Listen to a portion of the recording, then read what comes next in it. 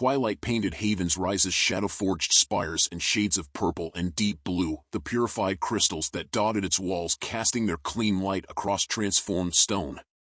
From his private chambers at the tower's peak, Silver watched his growing city prepare for another night in the wastes. The patterns etched in his skin pulsed gently, responding to the shift of power that came with darkness. His quarters reflected the duality of his existence, now a marriage of high elven aesthetics and shadow-forged necessity. Elegant furniture crafted from dark stone bore the flowing lines and precise geometry his people had perfected over millennia. Morris's purified crystals floated in configurations that mimicked the grand halls of Astralin, while maps covered the walls in a blend of old and new territories. The communication crystal sat on his desk, innocent-looking despite the death sentence its use would bring. 6 months had passed since Elena pressed it into his hands, her last gift before his exile. 6 months of watching it, wondering if the risk of using it could be justified. A knock at his chamber door interrupted his contemplation. "Enter," he called, recognizing Sarah's particular pattern. The commander of Haven's Rise's military forces entered with her characteristic efficiency, though she paused briefly to admire how the evening light played across his shadow-forged furnishings. Her scarred face had grown more used to such beauty, though she still carried herself like the survivor she was. "The evening reports, my lord," she began, setting a collection of scrolls on his desk. "The northern patrols have noted increased corruption activity. Elena's rangers think—" "Sarah," Silver interrupted gently. "There's something we need to discuss first."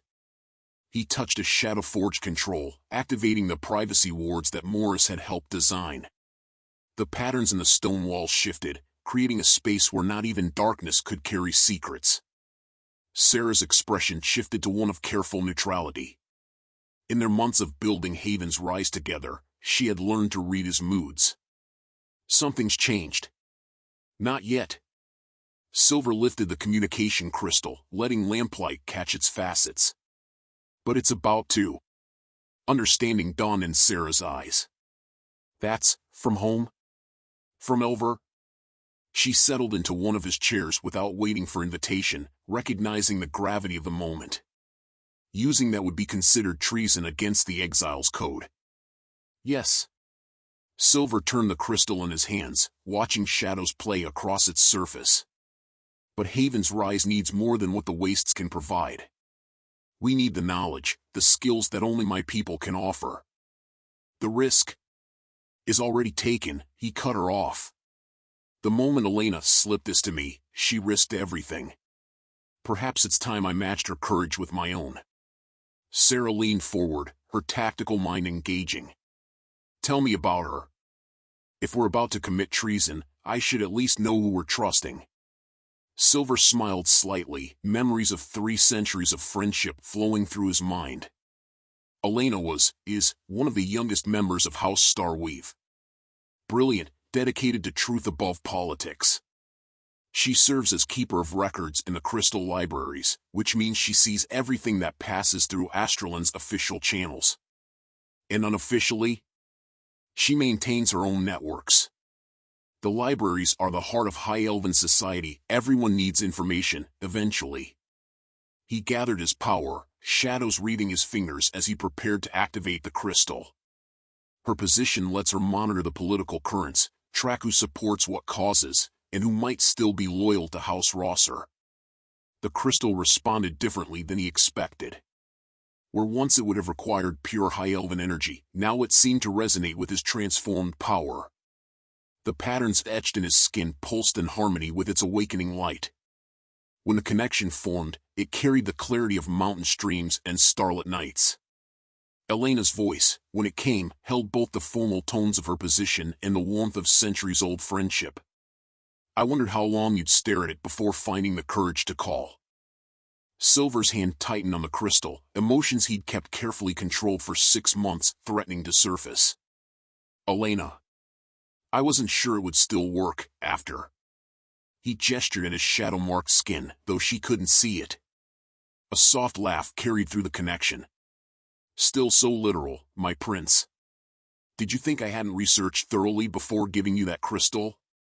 It's attuned to your essence, not your form. Though I admit, the stories we hear about your transformation are intriguing. Sarah leaned forward slightly, her warrior's instincts catching something in Elena's tone. Silver heard it too, tension beneath the familiar warmth. What stories reach over these days? He asked carefully. I wouldn't think the council would allow news from the wastes to circulate freely. They try to suppress it, of course. Elena's voice took on the precise tone she'd always used when sharing particularly valuable information. Lord Blackthorn's faction has nearly complete control of official communications now. But they can't stop people from talking, and the tales of your Shadow City grow more fascinating by the day. Shadow City? Sarah mouthed silently, raising an eyebrow. Some say you've built a fortress of living darkness, Elena continued. Others claim you've learned to turn corruption itself into power. The more dramatic versions suggest you've become some sort of Shadow King, offering sanctuary to any who brave the wastes to reach you. A pause. How much of it is true, old friend? Silver exchanged glances with Sarah before responding. More than you might think, though not in the way the stories probably suggest. Havens rises, something new, Elena. We've learned to purify corruption, to transform it into controlled power. The shadow forging techniques we've developed. Show me, Elena interrupted. The crystal can transmit images if you channel power correctly. Show me what you've built. He hesitated only briefly before extending his senses through the crystal, wrapping its ancient magic in layers of shadow energy. The device hummed with the combination, its facets darkening briefly before projecting a small but perfect image of his chambers into the air. Elena's sharp intake of breath carried clearly through the connection. By the stars. The integration of shadow and high elven design. Silver, this is revolutionary. The implications for arcane architecture alone. Focus, old friend, he chided gently, though her academic enthusiasm brought a smile to his face. You mentioned Blackthorn's faction. Tell me what's happening in Astralin. The projection flickered as Elena gathered her thoughts. It's worse than we feared. They're using fear of corruption to justify unprecedented controls. Travel between provinces requires special permits now. Gatherings of more than 10 nobles must be registered and approved. Even my libraries are being curated for appropriate content. Sarah's face hardened at this. As a military commander, she recognized systematic oppression when she heard it. Silver's expression showed similar understanding. They're consolidating power, he said. Using the very threats I warned them about to justify their control. Yes, but they've overreached. Elena's voice dropped lower, though the crystal's privacy enchantments ensured security. Your warnings about corruption spread, your calls for reform and preparation, people remember, Silver.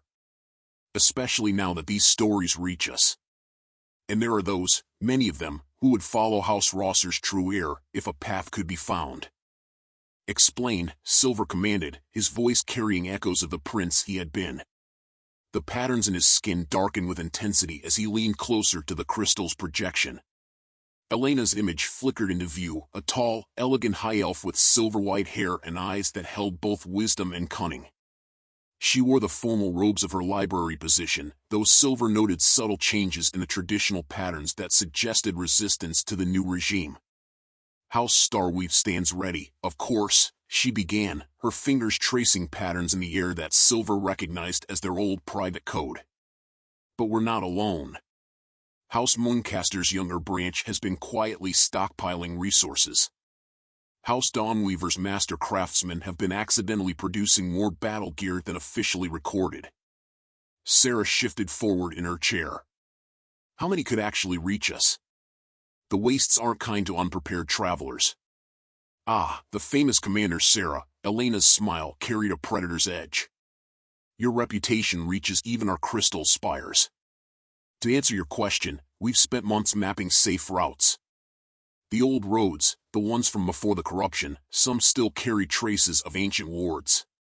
With proper preparation and guidance. It would still be incredibly dangerous, Silver interjected. And if Blackthorn's people caught wind of it? They're too busy watching the obvious paths, Elena countered. They've posted heavy guards on all the main routes into the wastes, but they've forgotten about the hidden ways. The secret paths that House Rosser's ancestors helped create during the First Age. This caught Silver's attention. The Twilight Roads? Elena, those haven't been used in millennia. We don't even know if they're still intact. Actually, a slight smugness entered her tone. I've had teams researching them for months. The crystal libraries hold more than just books, my prince.